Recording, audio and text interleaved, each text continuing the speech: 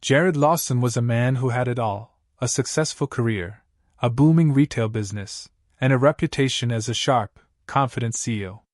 He owned a chain of stores that sold everything from clothing to electronics, and his company was one of the best in the industry. But there was something Jared couldn't shake, a feeling that maybe, just maybe, his employees didn't always treat customers the way they should. Despite all the awards and recognition his company had received, Jared was determined to know what really went on behind the scenes.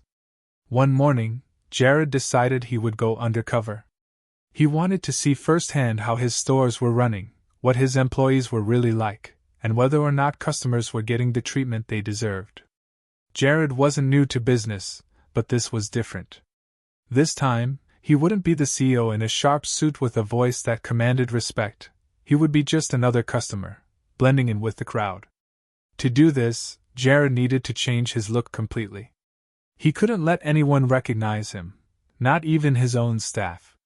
So, he chose an outfit that was simple and ordinary: a faded baseball cap, a pair of dark sunglasses, and a plain t-shirt and jeans. Nothing too fancy. He also made sure to avoid his usual stride and confident walk, instead moving through the store like any average shopper would.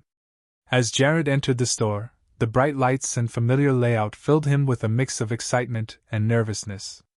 He had seen his company grow from a small idea into a multi-million-dollar empire, but this was different. This wasn't a boardroom meeting or a conference call. This was real, hands-on experience. He wandered through the aisles, taking note of how clean the shelves were and how organized the clothing racks looked. The store was doing well. It seemed like everything was in order. But the deeper he got into his undercover mission, the more he began to feel something unsettling.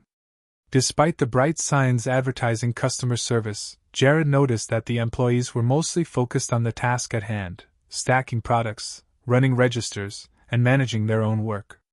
But there was something missing, something about their energy that felt detached. Jared had expected to see employees eager to help customers. He wanted to experience the excellent service his brand was known for, but he was beginning to wonder if that was just a marketing strategy rather than a reality. He walked to the back of the store, past the electronics section, and straight to the customer service desk. There, he hoped to ask a few simple questions about a product. Surely, he thought, this was the place where he'd find help. But what happened next would leave him stunned and questioning everything he thought he knew about his own company. Jared approached the customer service desk with a calm, steady stride. He wasn't sure what he was expecting, but he was hopeful that an employee would approach him, smile, and offer assistance. After all, his company was known for its friendly, welcoming atmosphere. But as he walked up, he saw a young woman standing behind the counter. Her name tag read, Megan, and she was busy sorting through a stack of papers. Jared smiled and tried to catch her attention. "Excuse me, could you help me with something?" Megan looked up from her papers, but her eyes barely met his. Instead, she gave him a quick, dismissive glance, taking in his outfit and the way he stood. It didn't take long for Jared to feel that cold, uncomfortable sensation of being judged by how he looked rather than who he was. Megan's eyes scanned his clothes quickly, then returned to her papers. "I'm busy right now," she said, not even bothering to smile. "You can try someone else." Jared froze, not fully processing what had just happened. He stood there for a moment, unsure of how to respond. He was a customer, after all. Wasn't it her job to help him? But instead of getting upset, he calmly walked away, deciding to give her the benefit of the doubt. Maybe she was just having a bad day. However, as he turned down another aisle, the reality of the situation began to sink in. He watched Megan continue sorting through papers while other customers, white customers, moved past her. She greeted them with friendly smiles, answering their questions and offering help. It was as if Jared wasn't even there. He didn't give up. Jared moved through the store again, walking to a different section where another employee stood behind a register. This time, he approached with a simple question about a product on display. But once again, he was met with an icy response. The young man at the register barely glanced at Jared before saying, "I can't help you right now." Maybe check with someone else. Jared's heart began to race, the frustration building with each passing second. What was going on here? Why were the staff ignoring him? Why weren't they helping him, even when he made an effort to engage? It hit him suddenly, his skin color. It wasn't just coincidence. They weren't ignoring him because he was a nuisance or difficult to deal with. They were ignoring him because he was black. The realization stung like a slap across the face. Jared's eyes widened as the truth began to dawn on him. The service he had hoped to witness wasn't just lacking, it was downright discriminatory. He had entered this store expecting to see a company built on respect, equality, and customer satisfaction, but instead, he found something far darker, a culture of racism, hidden in plain sight. Jared wasn't the type to act on impulse. As the CEO of his company, he knew the importance of gathering evidence before making any decisions. He had seen enough, though, the way Megan had treated him, and the way she ignored him despite his polite requests. But now, Jared needed to observe more closely to confirm his suspicions.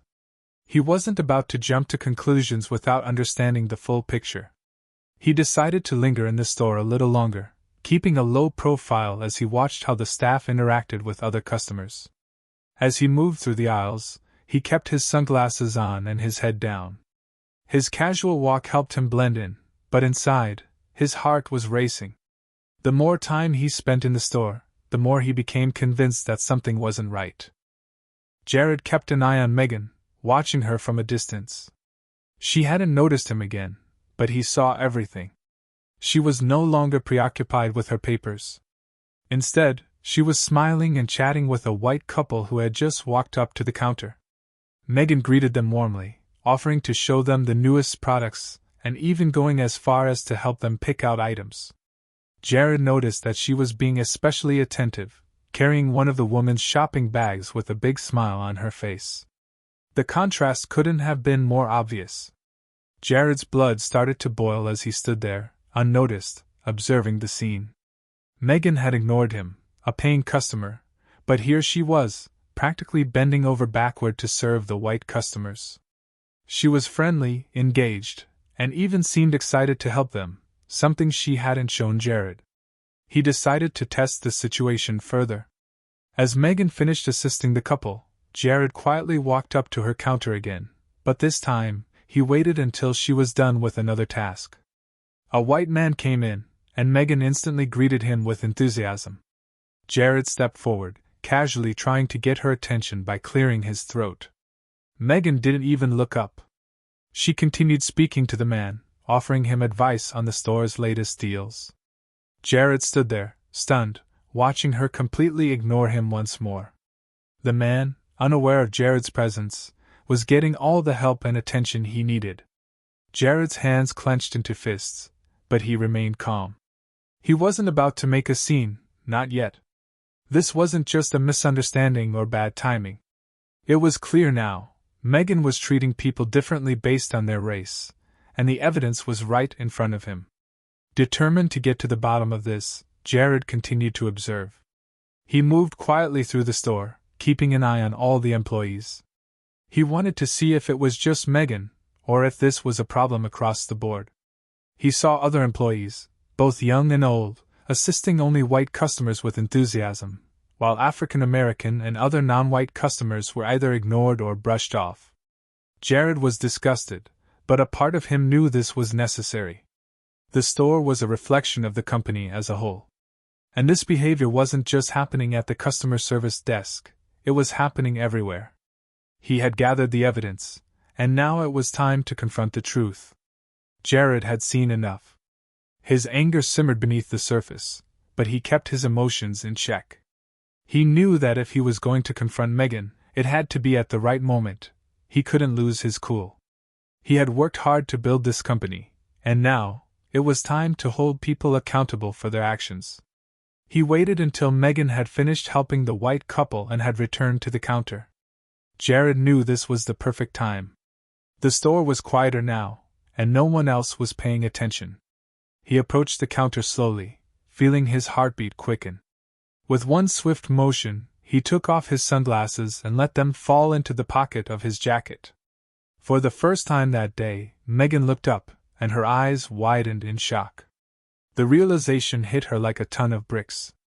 "Jared Lawson," she stammered, clearly rattled.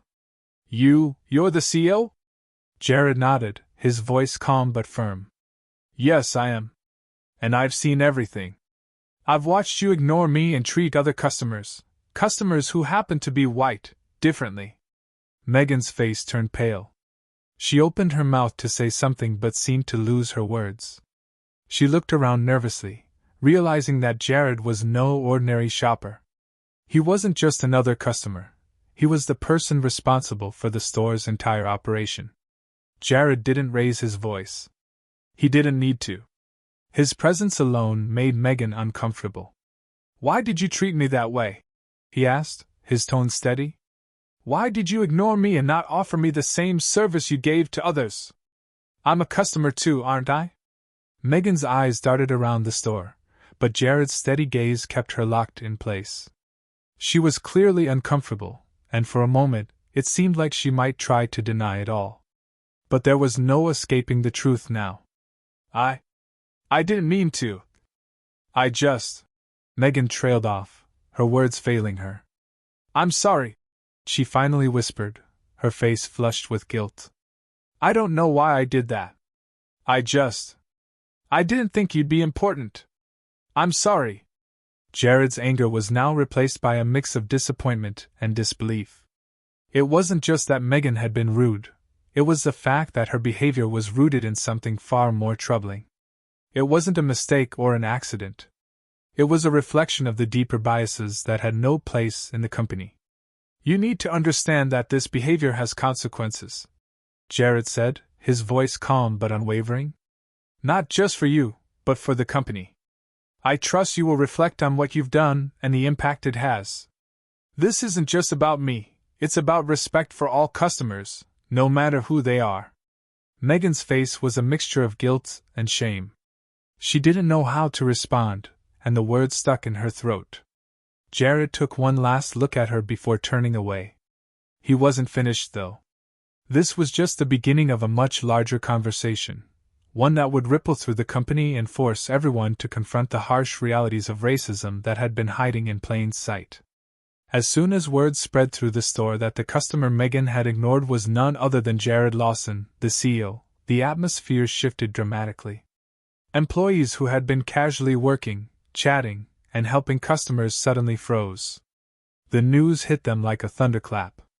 Some employees whispered to one another, their faces full of shock and disbelief.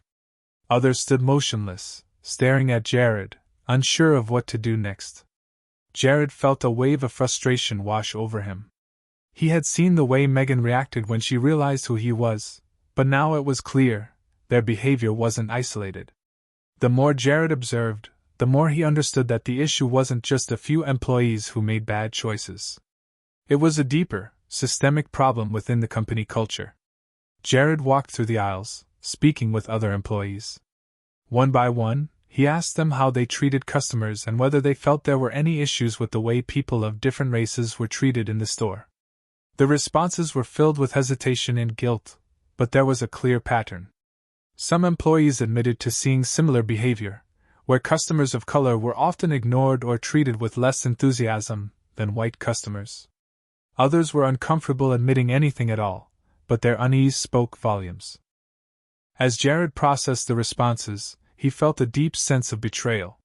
He had built this company on the belief that his stores were a place where everyone was treated fairly, where every customer mattered, regardless of who they were or what they looked like. But now, standing in his own store, he realized that the company he had worked so hard to build had failed in a fundamental way. The betrayal wasn't just personal, it was moral. It was as if the values he had fought for had been completely disregarded by the very people he had trusted to uphold them. But Jared wasn't the type of person to back down from a challenge. Despite his anger and hurt, he knew this moment would define his leadership. It was time to act. He immediately called an emergency meeting with his management team, requesting that they all meet in the company's conference room. This was no longer just about one bad employee or one bad store. It was about a company-wide issue that needed to be addressed before it spiraled any further. As Jared waited for the managers to arrive, he reflected on what needed to change. This wasn't just about punishing those who had acted inappropriately. It was about reshaping the entire company culture. He needed to ensure that no one ever felt the way he had felt that day, invisible, ignored, and treated unfairly because of their skin color. When the management team arrived, the tension in the room was palpable. They could see the determination in Jared's eyes. "We have a serious problem," he began. "It's clear that we've allowed a culture of discrimination to fester in this company. It's unacceptable, and it has to stop now." The room went silent. The reality of the situation had hit them hard. But Jared wasn't going to let this be the end. He wasn't going to let his company become a place where this kind of behavior was tolerated. The following weeks were difficult for Jared. He had never imagined that his own company would harbor such deep-seated biases. But as hard as it was, he knew he couldn't let this moment define him for the wrong reasons. Instead, he decided to use his authority to change things, for good. First, Jared overhauled the store's hiring practices. He knew that it wasn't enough to simply tell employees not to discriminate. The company needed to ensure that it was hiring a diverse workforce from the start, people who would bring a variety of perspectives and experiences to the table. No longer would they accept candidates who only fit a certain mold. Diversity and inclusion would become the foundation of the company's hiring process, and Jared made sure to hire a team of diversity consultants to help guide these changes. Next, Jared implemented company-wide training programs focused on diversity, inclusion, and anti-racism. Every employee, whether they were new hires or long-time workers, would undergo mandatory training to ensure that they understood the importance of treating everyone with dignity and respect. The goal wasn't just to eliminate discrimination but to build a culture where kindness, empathy, and understanding flourished. Megan, the employee who had first ignored Jared, was placed in a mandatory sensitivity training program. At first, she was reluctant and defensive, but as the weeks went by, she began to understand the deeper issues that she had never fully realized. Her training wasn't just a consequence, it was an opportunity to grow and learn about her own biases, and it was clear that she was starting to reflect on her actions. Jared also took steps to ensure that there was accountability at all levels of the company. He instituted an open-door policy for all employees, encouraging them to report any concerns about discrimination or unfair treatment. Managers were now responsible for regularly checking in with their teams and ensuring that their stores upheld the highest standards of respect and professionalism. As the months passed, Jared watched as his company transformed. The changes weren't instant. There were mistakes, setbacks, and growing pains, but Jared remained committed to the process. He knew that creating lasting change took time and effort, but it was worth every second. By the end of the year, the company had made remarkable progress. Employees reported feeling more comfortable and supported, and customers noticed a difference too. The atmosphere in the stores was warmer, more welcoming. Jared had done what he set out to do. He had taken a company that was at a crossroads and turned it into a model of inclusivity and respect. The story ends on a hopeful note. Jared's leadership had not only repaired a broken system, it had inspired a company-wide commitment to equality. The employees knew now that their job was not just about selling products or making sales. It was about creating a place where everyone, no matter their race or background, could feel valued and respected. Jared stood in his store one afternoon, watching the employees interact with customers. He smiled, knowing that the work wasn't over, but the foundation for a better, more inclusive future was firmly in place. The company was no longer just about business, it was about making the world a little bit better, one store at a time.